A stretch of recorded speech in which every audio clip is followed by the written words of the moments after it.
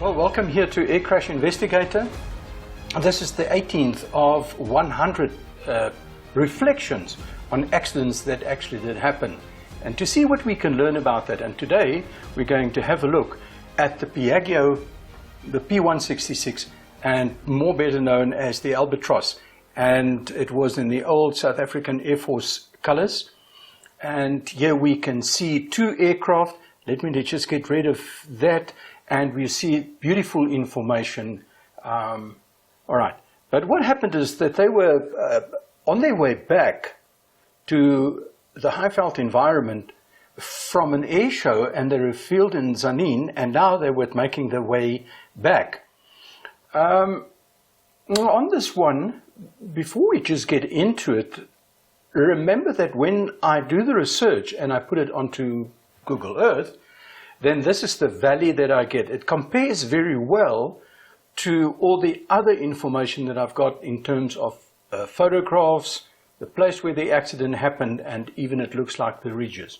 All right, so for now I'm just going to, we'll take it that this was the valley. And here you can see they were flying up the valley,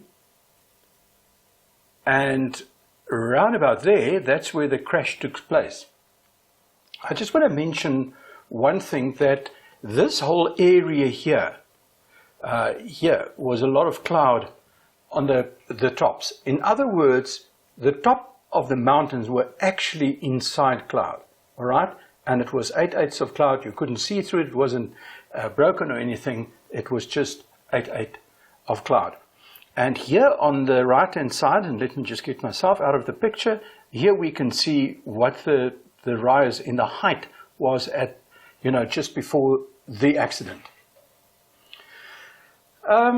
It's probably not entirely right to say that, but and I don't know how low the clouds were, but it seems to me if they actually took that valley there, they might have had a better chance. Why they are taking that one and not that one? And the question would always be, was the pilot actually flying to a valley that he was au fait with? Has he been there before? Well, let's carry on and let's have a look. As you can see here, there was number 1 and number 2 sitting in the number 2 position. Number 2 crashed on the right-hand side. Now, it seems from here, because this is a lower impact, and remember that when you're flying the high-wing aircraft, you fly a little bit of a step up, but as I've seen before, because they're sitting forward, they actually managed to do a step down position in the number 2. So not the normal for high wing, but for this aircraft where the pilot is sitting well clear of the wings, probably the easiest to sit below. In other words, in a number 2 position down from the number 1. If it was higher, it looks like it could have been that the number 2 saw a little bit of a flash or something and he tried to react, but obviously that was far too late. Now, just a little bit here, the pilots knew the area, all right? And they probably, or let's say the lead probably relied on previous experience, because you remember now they're sitting in close formation. They took off at Zanin around about 8:20 that morning. It is full cloud cover, and they're looking for a space to go over the mountains. If they could have cleared that ridge, they would have been well on their way home. All right, between the two aircraft, 13 people on board.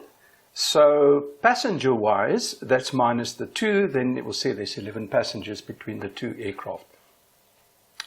And a lot of people that, we actually knew. So it's seriously tragic.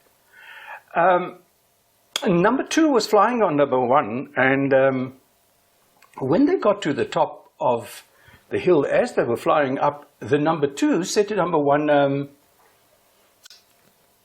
so we go through, and number 1 said, I'm not too sure about that. And then number 1 said, okay, I think I'll feel better if we go through. And number 2 said, right, I will follow you. Now, the exact transcripts is available if you want to have a look at that. The reason I'm mentioning the transcript is that, in other words, lead and number 2, both of them well aware lead with the IF rating, number 2 not with the IF rating, and number 2 quite happy to follow through the cloud information.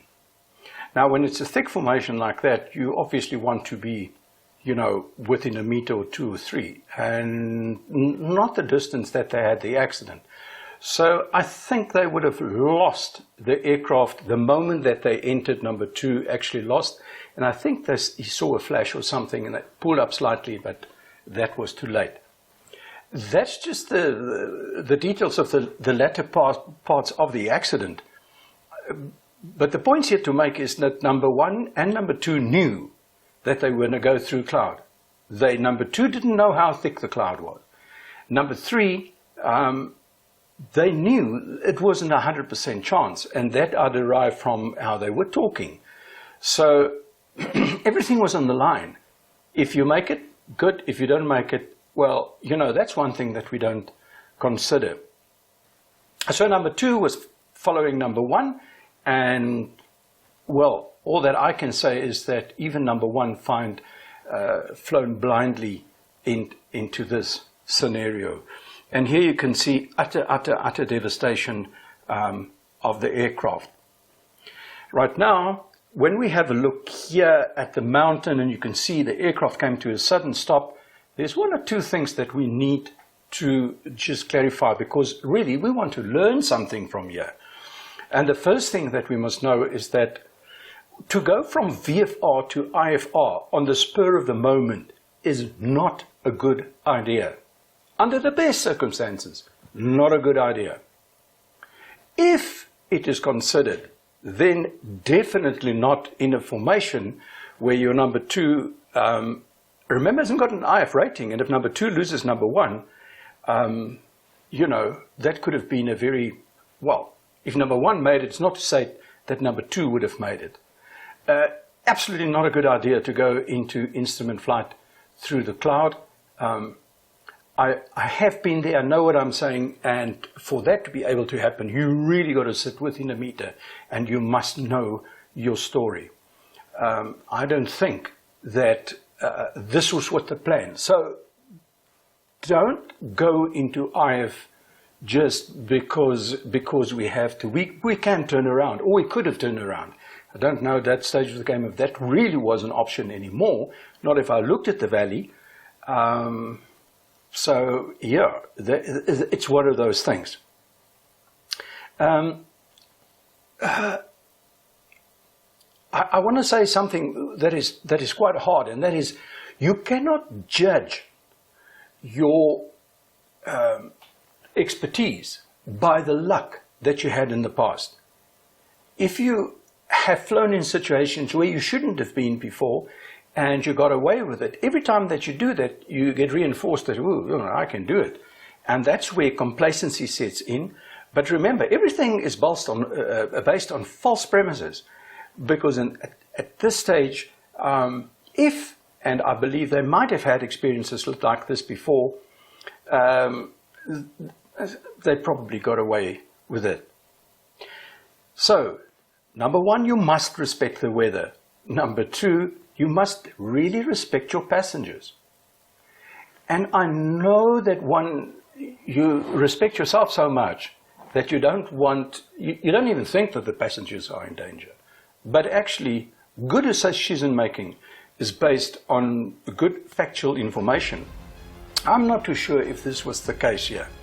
So, please, just stick to the norms and the values as it's put down. We call that the truth.